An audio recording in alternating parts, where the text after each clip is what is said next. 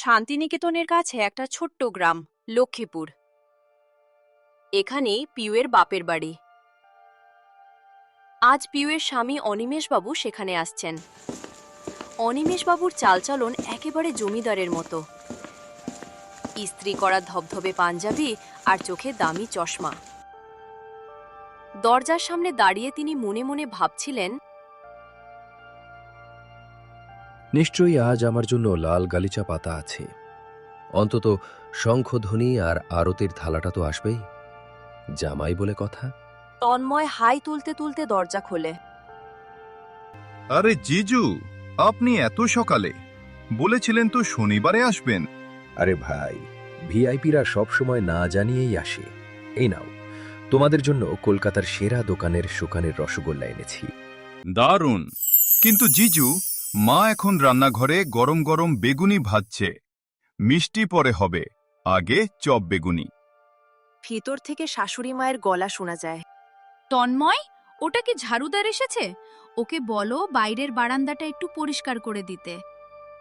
না মা, তোমার ঝাড়ুদার নয়, তোমার গুণধর জামাই এসেছে, সঙ্গে রসগোল্লা এনেছে। ও অনিমেষ, তুমি হঠাৎ? ভালোই হলো। এসো বাবা এসো। হাত মুখ ধুয়েই ওই ওপরের তাকের ঝুলগুলো একটু পরিষ্কার করে দাও তো, আমার হাত পৌঁছচ্ছে না। কি? আমি আর ঝুল পরিষ্কার? আরে মা, একটু জল মিষ্টি তো দিন। জিজু, আরতি তো বিয়ের সময় একবার হয়েছিল। এখন তো আপনি ঘরের লোক। আমাদের এখানে কাজের মাধ্যমেই স্বাগত জানানো হয়। এই নিন ঝাড়ু, লেগে পড়ুন।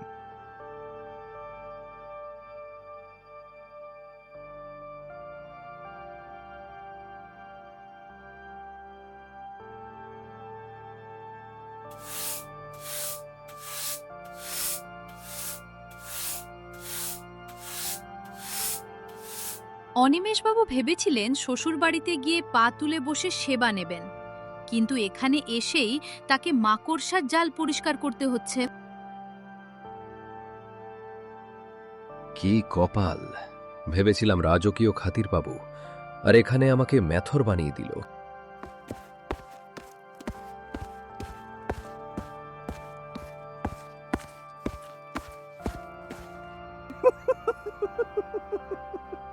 চট কেন? তুমি তো এই বাড়ির বড় ছেলে।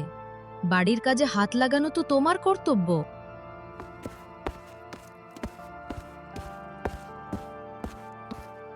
অনিমেষ সোনা, কাজটা সেরে একটু তেল নিয়ে ওই পাখাটা ঠিক করে দিও তো, ভীষণ শব্দ করছে।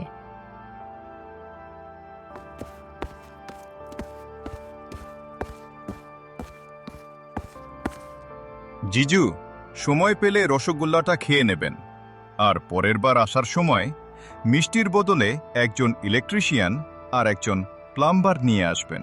আর সাথে একজন কাজের লোকও, যাতে তুমি একটু আয়েশ করতে পারো।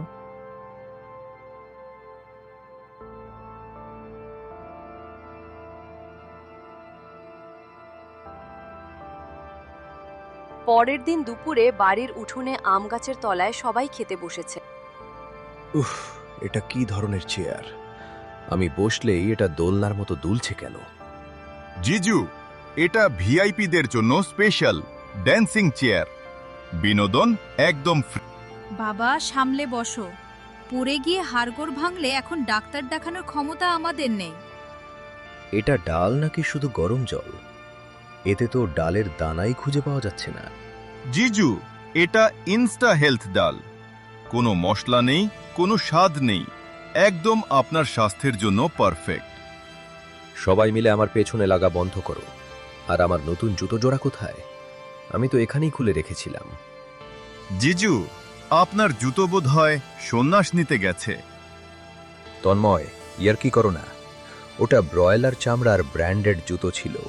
আসলে মা জুতোগুলো ওয়াশিং মেশিনে সাবান দিয়ে কাচতে দিয়ে দিয়েছে। মা বলল জুতো থেকে নাকি খুব ঘামের গন্ধ আসছিল। কি? আমার ব্র্যান্ডেড জুতো মেশিনে ধুয়ে দিলে? এই বাড়িতে আমার কথার কোনো দাম নেই।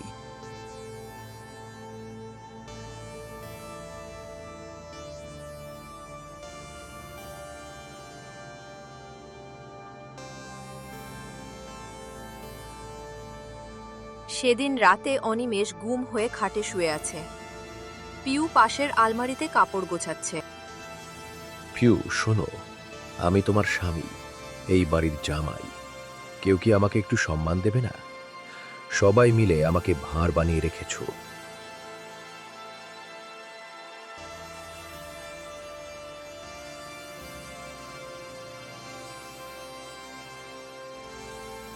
ওগো আমার প্রিয় স্বামী, সবাই তোমাকে ভালোবাসে বলেই তো মজা করে।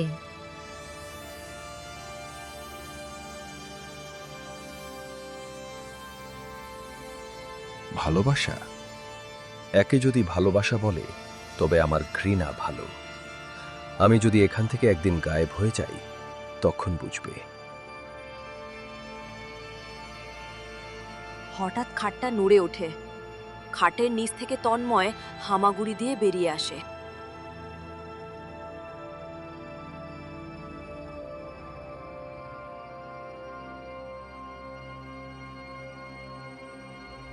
আরে বাপ রে, তন্ময়, তুই এখানে কি করছিস? জিজু, আসলে আমি তো নেটওয়ার্ক খুঁজছিলাম। নেটওয়ার্ক কি আমার খাটের তলায় থাকে? তুই নির্ঘাত আমাদের কথা আড়ি পেতে শুনছিলি। জিজু, রাগ করবেন না। জীবনে একটু হাসি মজা থাকা ভালো, এতে হার্ট ভালো থাকে।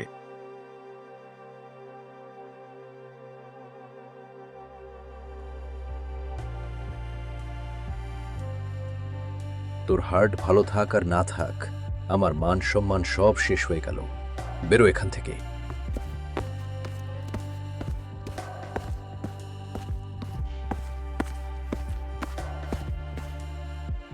পরদিন সন্ধ্যায় গ্রামে একটা ভোজের আসর বসেছিল। পুরো গ্রাম সেখানে উপস্থিত। অনিমেষকে মঞ্চে ডেকে সম্মান জানানো হবে। ঠিক হলো। অনিমেষবাবু সেজে গুজে স্টেজে উঠলেন। ভাই ও বোনেরা, হ্যালো হ্যালো। হঠাৎ মাইকটা বন্ধ হয়ে যায়।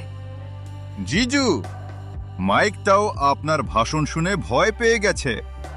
অনিমেষ বাবা, একটু আস্তে কথা বলো, মাইকটাটা এমনিতেই পুরনো।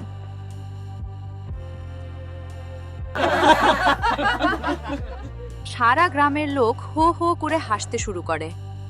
অনিমেষ রেগে স্টেজ থেকে নেমে বাড়ি চলে আসে। রাতে তন্ময় তার কাছে এক কাপ চা নিয়ে আসে।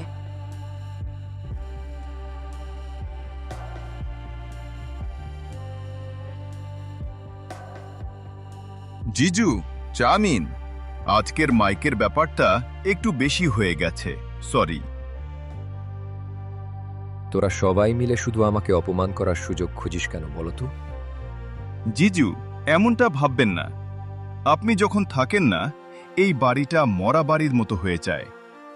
আপনি এলে দিদি হাসে, মা নতুন নতুন পদ রান্না করে, আর আমি মোবাইল ছেড়ে আড্ডা দিই।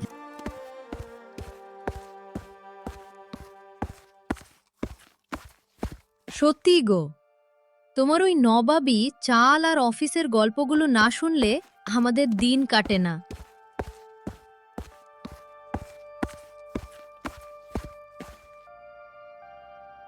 বাবা, তুই আসার পর এই ঘরটা আবার প্রাণ ফিরে পেয়েছে, রাগ করিস না। তাই? আগে জানলে তো আগেই চলে আসতাম। এখন মনে হচ্ছে আরো কয়েকদিন থেকে যাই। অবশ্যই থাকবেন।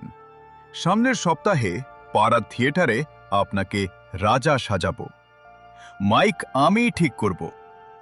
আর জুতোগুলো? সেগুলো আলমারিতে তালা বন্ধ থাকবে। সারা বাড়িতে হাসির রোল বয়ে যায়।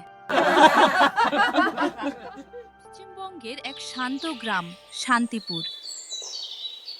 সবুজ ক্ষেত আর মাটির সোদা গন্ধে ঘেরা এই গ্রাম।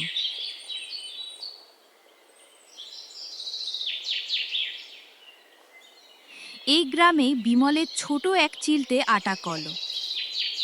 সকালে প্রথম আলো ফুটতে না ফুটতেই বিমলের কলের ঘর ঘর শব্দে গ্রামের ঘুম ভাঙে।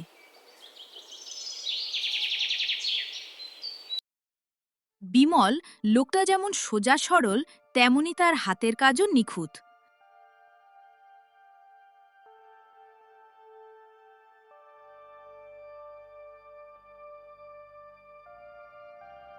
গ্রামের সবাই জানে বিমল ওজনে এক রত্তি কম দেয় না। নিজের মনে গুনগুন করে গান গাইতে গাইতে চাকি পরিষ্কার করছে। আজ দিনটা বেশ পরিষ্কার। গমের বস্তাগুলো আগে রোদ খাইয়ে নিতে হবে, তাহলে আটাটা বেশ ঝরঝরে হবে।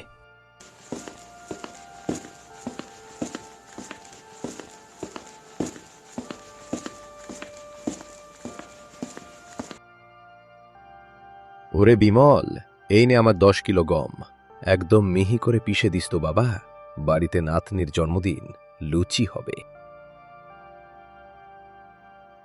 চিন্তা করবেন না রামকাকা, আপনি তো জানেন বিমল থাকতে আটা নিয়ে কাউকে ভাবতে হয় না। বিকেলে এসে নিয়ে যাবেন।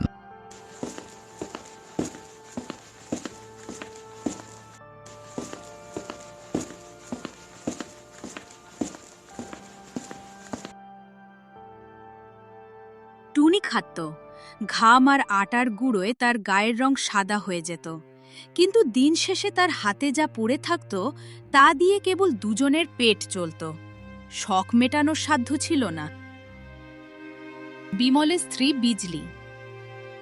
গ্রামের আর 5টা সাধারণ মেয়ের মতো তারও ছোট ছোট স্বপ্ন ছিল, কিন্তু অভাবের সংসারে সে স্বপ্নগুলো ধুলো মাখা আটার মতোই ফ্যাকাসে হয়ে যাচ্ছিল।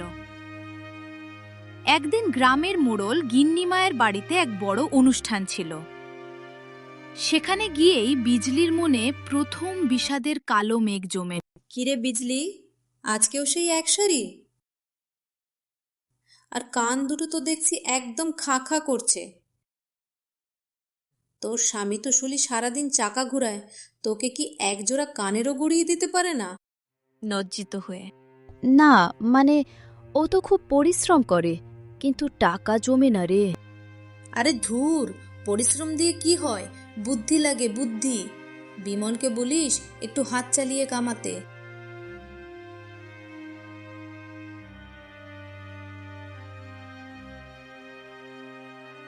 সেদিন রাতে বাড়িতে এক ছোটখাটো ঝড় বয়ে গেল। বিজলি খাবার না খেয়ে কোনায় বসে রইল। কি হলো বিজলি, খাবার ঠান্ডা হয়ে যাচ্ছে তো, খাবে চলো। খাবার দিয়ে কি হবে? সম্মান না থাকলে পেট ভরে কি লাভ? গ্রামের লোকে আমায় ভিখারিনী ভাবে। আমি কি একজোড়া ঝুমকো পরার যোগ্য নই? যদি তুমি আমায় গয়না না দাও তবে আমি বাপের বাড়ি চলে যাব। স্ত্রীর চোখের জল বিমল সহ্য করতে পারল না। পরদিন দোকানে বসে যখন সে মাথায় হাত দিয়ে ভাবছিল, তখন তার কাছে এলো গগন। গগন একটু ধূর্ত প্রকৃতির লোক। কিরে বিমল, মুখটা হারিবানা কেন? শোন, বুদ্ধি দিচ্ছি শোন। এই এলাকায় তুই একাই ময়দা কল চালাস। আজ থেকে পেশাইয়ের দাম দ্বিগুণ করে দে। লোকে গালি দিলেও তোকে ছাড়তে পারবে না। 2 মাসে গয়না হয়ে যাবে। কিন্তু গগন, এটা কি ঠিক হবে? গ্রামের লোক আমায় বিশ্বাস করে। আরে পাগলা, ব্যবসা করতে গেলে মায়া ছাড়তে হয়। দাম বাড়ালে তবেই তো বিজলির মুখে হাসি ফুটবে। বিমল সেই ভুল পথে পা দিল। রাতারাতি আটা পেশাইয়ের দাম বেড়ে গেল। গ্রামের মানুষের মধ্যে হাহাকার পড়ে গেল। বিমল, এ তুই কি করছিস বাবা? গত সপ্তাহে 10 টাকা নিলি, আজ 24 টাকা। আমরা গরিব মানুষ কোথায় যাব? আমারও তো সংসার আছে চাচা, পোষালে করান, নয়তো অন্য গ্রাম দেখে নিন। বিমল টাকা জমিয়ে বিজলিকে বড় সোনার ঝুমকো এনে দিল ঠিকই, কিন্তু শান্তিপুরের সেই আপন বিমল যেন হারিয়ে গেল। কিছুদিন পরেই খবর এলো, মোড়ের মাথায় এক নতুন বড় ময়দা কল বসেছে। তারা পুরনো দামে পেশাই করছে আর আধুনিক মেশিনে খুব দ্রুত কাজ হচ্ছে। বিমলের দোকানে এখন মাছি ওড়ে। মানুষের আশীর্বাদ হারিয়ে তার ব্যবসাও লাটে উঠল। একদিন বিজলি বাজারে গিয়ে অবাক করার মতো খবর পেল। ওমা বিজলি, তোর কানে সোনার ঝুমকো আর তোর স্বামী গুদামে বস্তা বইছে। বিমলের দোকান তো বন্ধ হয়ে গেছে। ও এখন মানুষের বাড়িতে কুলিগিরি করছে সংসার চালাতে। বিজলি বিশ্বাস করতে পারল না। সে দৌড়ে গেল শহরের গুদামে। সেখানে দেখল ধুলোবালি মেখে বিমল পিঠে ভারী বস্তা বইছে। তার প্রিয় মানুষটা যন্ত্রণায় কাঁপছে। বিজলি স্তব্ধ হয়ে দাঁড়িয়ে রইল। সেদিন রাতে বিজলি বিমলের সামনে বসে এক দৃঢ় সংকল্প করল। তার চোখে আর কান্নার জল নেই, বরং অপরাধবোধ থেকে মুক্তি পাওয়ার জেদ ছিল। ওগো, এই ঝুমকো জোড়া নিয়ে নাও, আজই এগুলো বিক্রি করো। এই গয়না আমার কান পোড়ায়, কারণ এর পেছনে তোমার রক্ত আছে। কাল আমরা নতুন করে কল শুরু করব। আমি দোকানে তোমার পাশে বসব, আমরা দুজনে মিলে খাটব। বিজলি, আমি সব হারিয়ে ফেলেছি। মানুষ কি আমাদের আবার বিশ্বাস করবে? করবে। আমরা মানুষের বিশ্বাস আবার ফেরত আনব, দাম কমিয়ে দেব আর দিনরাত পরিশ্রম করব। পরদিন সকালে শান্তিপুরে আবার কলের শব্দ শোনা গেল। এবার শুধু বিমল নয়, বিজলিও সেখানে কাজ করছে। তারা দাম কমিয়ে দিল। বিজলি প্রতিটি ক্রেতাকে হেসে বরণ করে। গ্রামের মানুষ আবার ফিরে এলো। কয়েক মাস পর তারা গয়না বেচা টাকা দিয়ে আরও একটি নতুন মেশিন কিনল। তাদের ব্যবসা এখন আগের চেয়েও বড়। আজ আমার বুকটা শান্তিতে ভরে গেছে বিজলি। আমরা শুধু আটা পেশাই করি না, মানুষের মনও জিতে নিয়েছি। সোনাদানা দিয়ে ঘর সাজানো যায় বিমল, কিন্তু জীবন সাজাতে হলে একে অপরের হাত ধরতে হয়। শান্তিপুর গ্রাম সাক্ষী থাকল এক সুন্দর মিলনের, যেখানে স্বার্থের চেয়ে বড় হলো সম্পর্ক আর পরিশ্রমের চেয়ে বড় হলো একতা। সেই থেকে বিমল আর বিজলি সুখে দিন কাটাতে লাগলো।